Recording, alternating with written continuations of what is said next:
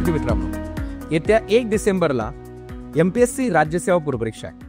आता तुमची तयारी तर झालीच असेल, परंतु या परीक्षेला जाण्यापूर्वी काही महत्त्वाच्या गोष्टी असतात, त्यांच्याकडे आपल्याला दुर्लक्ष करून चालणार नाही. यासाठी हा स्पेशली व्हिडिओ तुमच्यासाठी मी बनवलेला.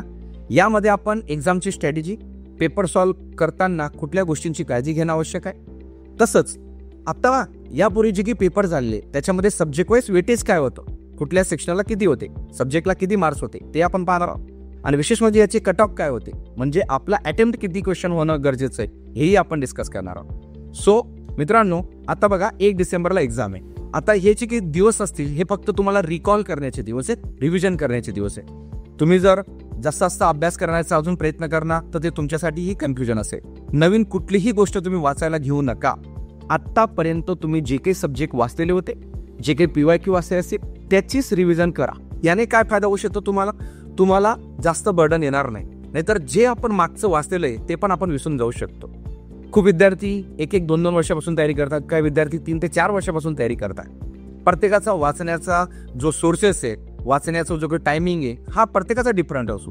तुम्ही किती अभ्यास करता याला व्हॅल्यू नाही. अभ्यास केल्यानंतर तुम्ही त्या परीक्षेला त्या पर्टिक्युलर टायमिंगमध्ये, म्हणजे GSचा पेपर आपला 2 तासाचा आहे आणि CSATचा पेपर आपला 2 तासाचा आहे, त्या टायमिंगमध्ये तुम्ही किती कॉन्शियस आहे, तुम्ही किती अलर्ट आहे आणि त्या पर्टिक्युलर टायमिंगमध्ये तुम्ही टाइम मॅनेजमेंट कसं करत आहात, तुम्ही ॲक्युरेसी कशी मेंटेन करत आहात आणि विशेष म्हणजे तुमचा अटेम्प्ट किती चांगला होतोय हे खूप मॅटर करतं. यासाठीच आपण हे सेशन पाहणार आहोत. सो मित्रांनो, याच्यामध्ये जर आपण पाहिलं, आता तुम्हा सर्वांना परीक्षेचं स्वरूप तर माहीतच आहे. पूर्वपरीक्षा आहे, पेपरला जातात तर परीक्षेचं स्वरूप सांगायची गरज नाही, मी त्याच्यावरचा टाइम देणार नाही. बघा, तुमचा जो प्रीचा पेपर आहे, सुरुवातीला तुमचा जो सकाळचा पेपर असतो तो GSचा असेल. ऑब्व्हियसली त्याला 2 तास तुम्हाला टायमिंग मिळणार आहे. त्या 2 आवर्समध्ये तुम्हाला असं लक्षात ठेवायचं आहे की जे काही 100 क्वेश्चन आहेत आपले, या 100 क्वेश्चनचं प्रॉपरली माइंड सेट करूनच बसायचं की मला या सब्जेक्टमध्ये, ज्या सब्जेक्टमध्ये तुमची कमांड आहे, तो जो इंटरेस्टेड सब्जेक्ट आहे तुमचा, ज्या सब्जेक्टवर तुम्ही चांगल्या पद्धतीने वाचन केले त्या सब्जेक्टला तुम्ही सुरुवातीला घे. हे का सांगतोय, कारण की याच्याने काय होतं, पूर्ण पॉझिटिव्ह एनर्जी तुमची त्या पेपरवरती असते. अदरवाईज आपण पेपर हातात आला आणि डायरेक्ट सुरू झालो, अनफॉर्च्युनेटली काही क्वेश्चन आपल्याला आले नाही, कुठेतरी तुमचा फेअर फॅक्टर वाढला, तर ते पूर्ण त्या पहिल्या 5-10 मिनिटाचा इम्पॅक्ट तुमच्या 2 तासावर पडतो. म्हणून जो सब्जेक्ट तुम्हाला वाटतोय की आपण चांगले अटेम्प्ट करू शकतो त्या सब्जेक्टला तुम्ही सुरुवातीला घ्या. याच्याने काय होईल, प्रॉपरली बॅलन्स राहील. ओके, हे झालं तुमचं GS बद्दल.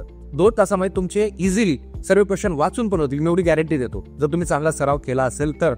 आणि सराव केलाच असेल आणि करावं लागेल हे तुम्हाला सांगायची गरज नाही. आणि GSचा पेपर होतो, पेपरचा टायमिंग जो आपल्याला कमी पडतो तो CSAT मध्ये, त्याबद्दल आपण पाहणारच आहोत. ओके, आता जो CSATचा पेपर आहे त्याला पण 2 तास आहे. याचे जे GSचे क्वेश्चन होते ते 100 क्वेश्चन 200 मार्काला होते आणि CSATचे 80 क्वेश्चन 200 मार्काला.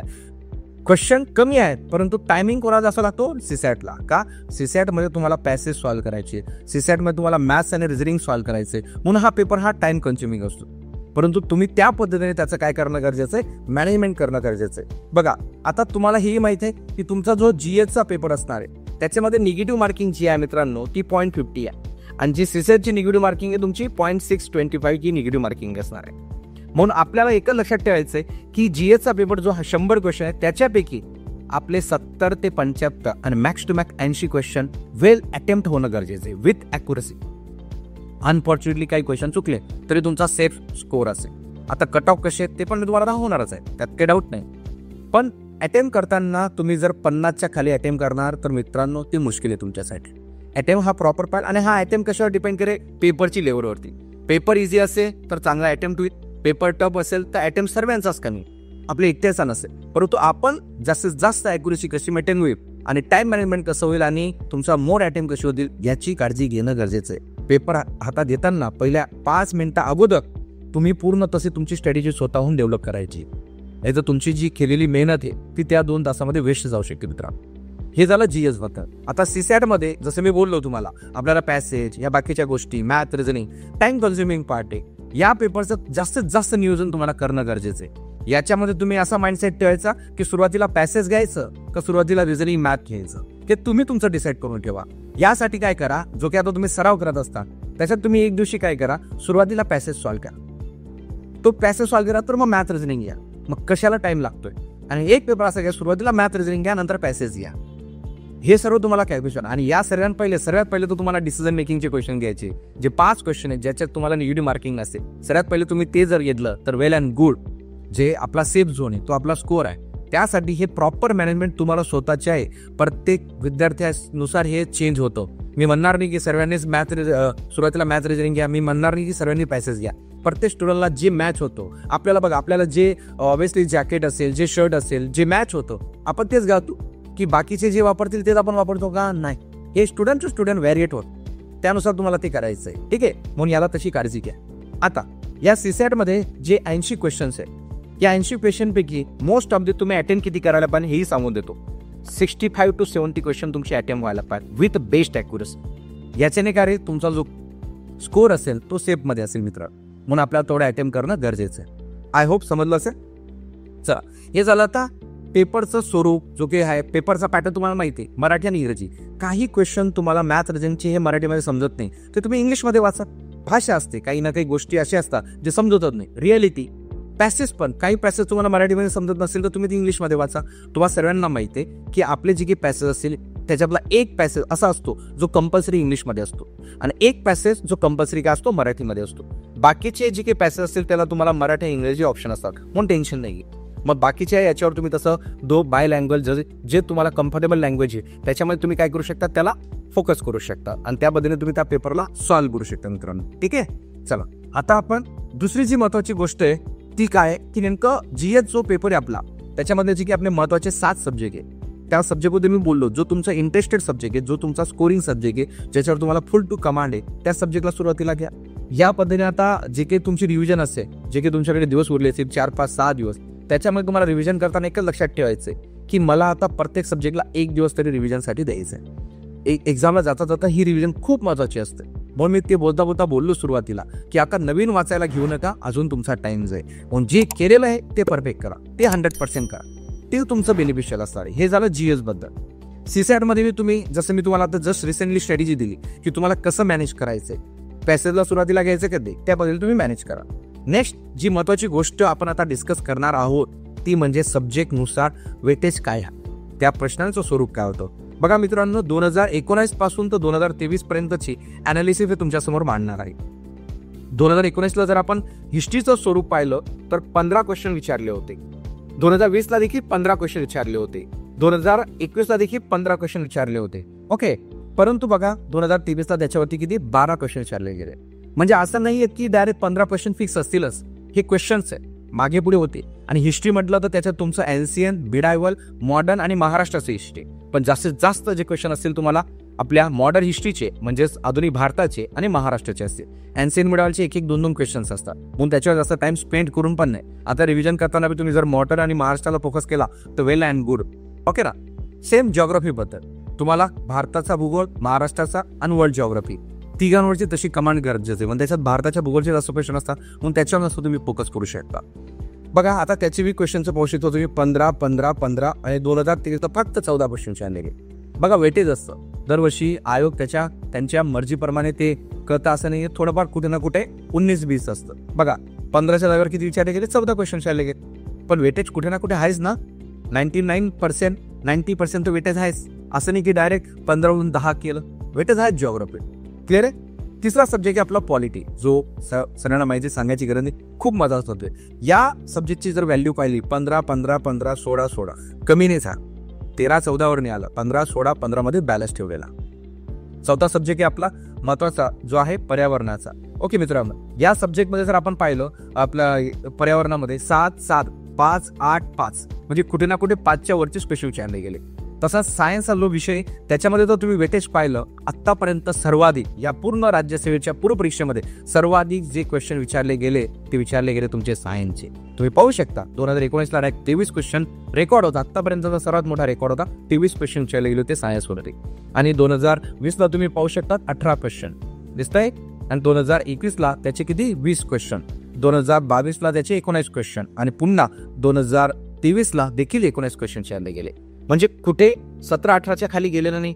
हा सब्जेक्टमध्ये तुम्ही जर सायन्समध्ये जर वेटेज देणार आपण फिजिक्स, केमिस्ट्री आणि बाय, पण याच्या तिघांमध्ये तुम्हाला जास्त फोकस करायचा आहे बायोवर.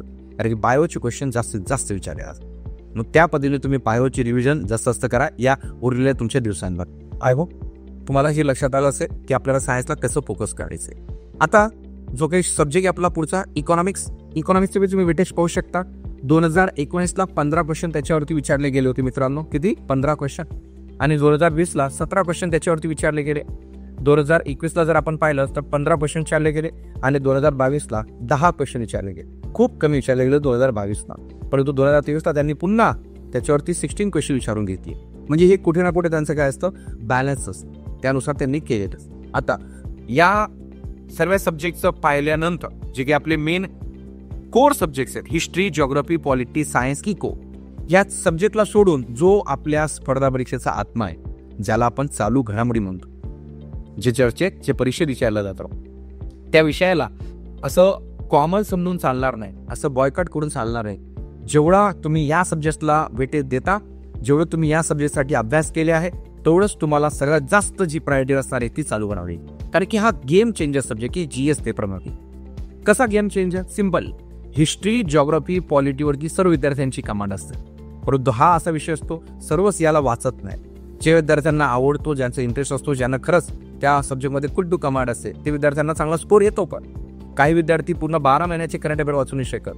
त्यांचे 2-4 महिन्याचे करंट अफेअर कमांड असते, म्हणून त्यांना कुठे ना कुठे बाकीच्या सब्जेक्टमध्ये त्यांचा स्कोर आणायचा असतो. परंतु मला एकच सांगायचं आहे, जर 5 मेन कोर सब्जेक्टवरती तुमची कमांड असेलच आणि करायची आहे, कारण की सर्वांची आहे, ती तुम्ही करायचीच. परंतु तुमचा जर प्लस पॉईंट तुम्हाला अचीव्ह करायचा असेल तर तो ऑब्व्हियसली तुम्ही करंट अफेअर आवश्यक. आता ही आपली एक्झाम जी आहे राज्यसेवेची, ही पोस्टपोन झालेली एक्झाम आहे मित्रांनो. आता ही 1 डिसेंबरला होते.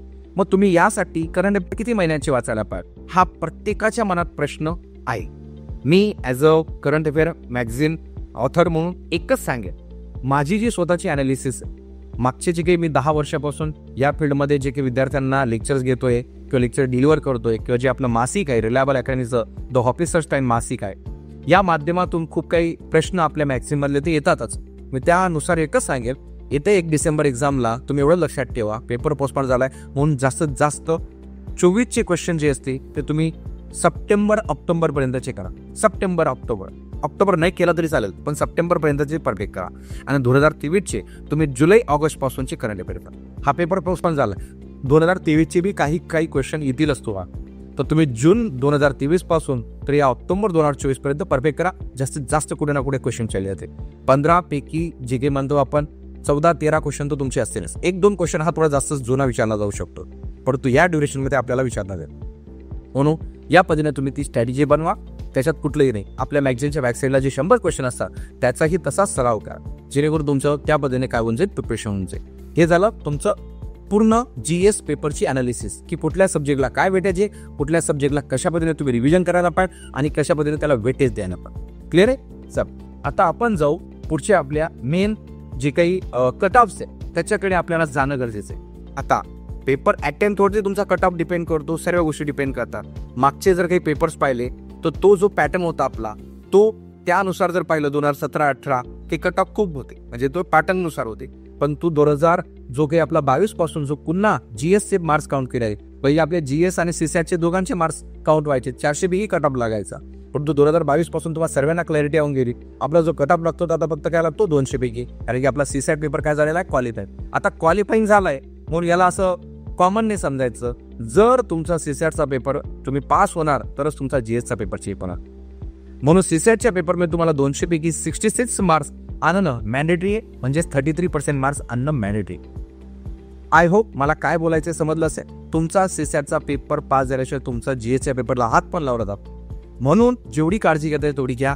CSATचा पेपर तुम्हाला पास होणं बी आणि चांगला स्कोर आला तर चालेल, ते काही विशेष नाही, त्याचे मार्क्स काउंट होणार नाही. पण एक स्वतःसाठी पण एक सॅटिस्फॅक्शन असेल की आपण 2 तास जिथं पेपर दिला त्याचा आपला स्कोर तरी आला. ठीक आहे मित्र.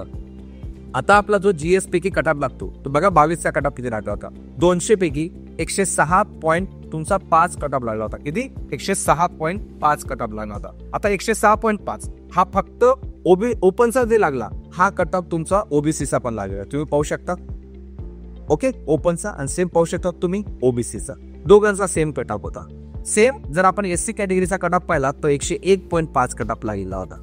आणि ST कॅटेगरीचा जो कट ऑफ होता तो काय होता, 93. मी हा ऑब्व्हियसली मेल्स जे काही आहे मुलांचा कट ऑफ सांगतोय, मुलींचा कट ऑफ 2-4 मार्काने कमी असतो, पण आपण सर्वांनी या कट ऑफला घेऊन चालायचं असतं, जेणेकरून आपण त्या पद्धतीने स्ट्रॅटेजी बनवतो, त्या पद्धतीने आपण स्टडी करू.